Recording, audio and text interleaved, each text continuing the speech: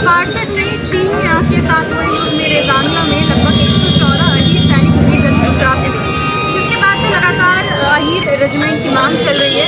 और ये अब जो बुलंद आवाज़ है आज हजारीबाग में भी नजर आया है और पूरे भारत में भी नजर आना है। बुलंद आवाज़ अब पूरे भारत को सुनाई देगा। अभी हमारे साथ जुड़े हुए हैं अखिल भारतीय यादव महासभा के अध्यक्ष और यहाँ पे झारखंड वुमेन विंग की जुड़ी हुई है हमारे साथ अनिता देवी। इनसे बात करेंगे और आपको बता दें यहाँ पे आपको कलश नजर आ रहा होगा जो पूरे भारत भ्रमण हो रहा है और अहीर रेजिमेंट की जो मांग को है उसको बुलंद किया गया है और कहीं ना कहीं अहीर जो पूरे देश को है वो जागरूक किया जा रहा है, अहीर रेजिमेंट की इंपॉर्टेंस को बताया जा रहा है। आज की कलश यात्रा या फिर यूँ कहेंगे जो भी कलश यात्रा चला आ रहा है उसके बारे में क्या कुछ है? ये यात्रा अखिल भारत यादव महासभा का वर्षों से मांग का ये राष्ट्रीय यात्रा निकली है।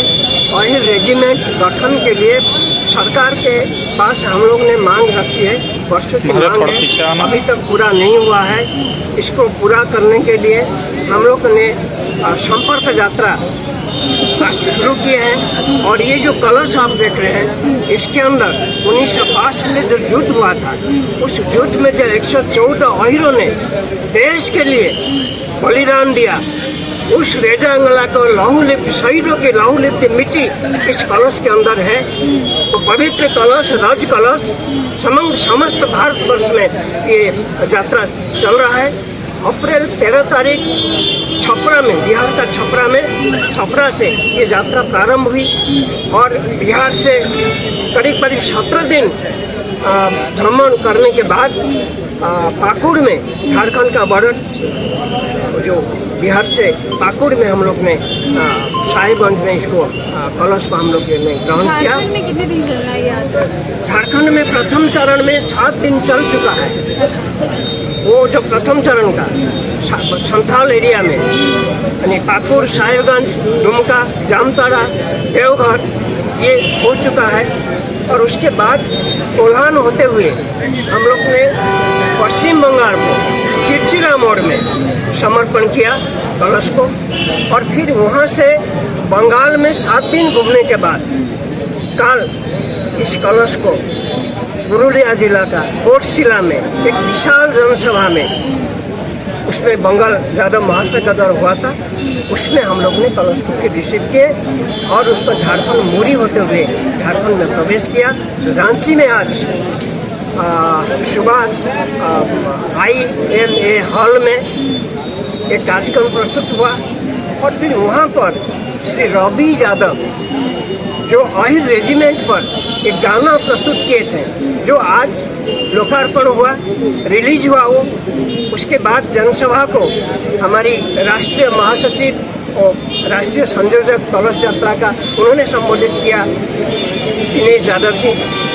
और उसके बाद एक शोभा यात्रा निकाला गया आल्बर्ट एक्का चौक तक जा करके, वहाँ शहीदों को हम लोग ने माल्यार्पण किए और वहाँ से हम लोग का यात्रा फिर रामगढ़ पहुँचा। अच्छा, विचार क्या है इस कलश यात्रा के पीछे, क्योंकि पूरे भारत में भ्रमण करेगा और अहीर रेजिमेंट की जैसे कि अहीर रेजिमेंट की मांग करते हैं, इसके पीछे विचार क्या है? अहीर रेजिमेंट ये मांग है, इसको हम लोग हासिल करना चाहते हैं। अच्छा, ये मांगे लगातार कब से चल रही है? जब तक भारत सरकार अहीर रेजिमेंट नहीं देंगे तब तक महासभा का ये संघर्ष जारी रहेगा। हम चले जाएंगे, हमारा भविष्य पीढ़ी आएगा, ये युवा लोग मेरे साथ खड़ा है, हम मर जाएंगे, मिट जाएंगे, लेकिन ये आंदोलन मरेगा नहीं कि मिटेगा नहीं, ये संघर्ष जारी रहेगा जब तक अहीर रेजिमेंट नहीं बनता है। इनसे बात करना, अब इनसे भी जुड़ेंगे। आज और रेजिमेंट की मांग को बुलंद करते हुए बुलंद आवाज़ में नजर आए, क्या कुछ कहना चाहिए? आप पीछे आ जाइए। बहुत दुर्भाग्य है कि इतने थोड़ा सा इधर मांग हम लोगों की है और जिसमें इतने वीर शहीद, आज तक कहीं ऐसा भारत में युद्ध नहीं हुआ होगा कि जीतता हुआ युद्ध दुश्मन देश सीज फायर किया। ये मात्र 114 वीर जो हमारे थे 3000 सैनिकों को झुकने पे मजबूर कर दिया। ऐसी सेना को नज़रअंदाज किया जा रहा है। जब हम अपना हक मांगते हैं तो जातिवाद कहा जाता है। ठीक है, अगर आपको जाति के नाम पे रेजिमेंट नहीं रखना है तो आप एक रेजिमेंट कर दीजिए इंडियन आर्मी, हमको कोई रेजिमेंट हटा दीजिए, राजपूताना हटा दीजिए, हमको भी रेजिमेंट नहीं चाहिए। लेकिन अगर बाकी रेजिमेंट है तो अहिर रेजिमेंट में क्यों दिक्कत है? हमें तो किसी और से प्रॉब्लम नहीं है और हम सबके साथ खड़े हैं। तो हमको लगता है कि जितना सर्व समाज है, अगर वो सैनिकों का सम्मान करता है तो इस आंदोलन में सर्व समाज को खड़ा होना चाहिए। ये सिर्फ अहिर समाज के आंदोलन नहीं है, इन वीर सैनिकों का सम्मान तो सर्व समाज को करना चाहिए। तो ये सर्व समाज का आंदोलन होना चाहिए कि अहिर रेजिमेंट इनके लिए सच्ची श्रद्धांजलि होगी। लेकिन दुर्भाग्य है कि इस देश में हम लोग 100 वर्षों से ये आंदोलन कर रहे हैं और ये हमारा धैर्य है कि आज तक ये आंदोलन उग्र नहीं हुआ और आगे भी उग्र नहीं होगा। लेकिन हम अपने देश की जनता को जागरूक करेंगे, ये हक है हमारा। अहिर रेजिमेंट बनेगा और बहुत जल्दी बनेगा।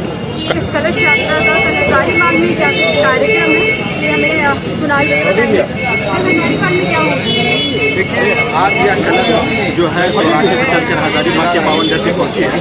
आज हम लोगों ने भारत माता चौक पे इसका स्वागत किया है भैया। बड़ा बाजार कोल्टोली चौक पे कलश को रखा गया ताकि आम जन इसका अभिनंदन और नमन करे। इसके बाद 18 मई कल सुबह 9 बजे से हजारीबाग स्टेडियम में हजारों की संख्या में युवा के साथ साथ हमारे अभिभावकगण भी एकत्रित होकर नगर भ्रमण कर हजारीबाग के लोगों को राष्ट्रभक्ति की भावना जागृत की जाएगी। साथ ही साथ अहिर रेजिमेंट की हक और मांग बुलंद किया जाएगा। कंक्लूजन दो। अभी इस वक्त के लिए फिलहाल इतना ही, लेकिन कल आपको बता दें कि भव्य कलश यात्रा निकाला जाएगा जिसमें हजारीबाग के जितने लोग हैं वो आकर के जुड़ेंगे और इस कलश यात्रा में शामिल होंगे। ऐसे और खबरों के लिए आप जुड़े रहें इन्फो न्यूज़ भारत के साथ। Info news Bharat.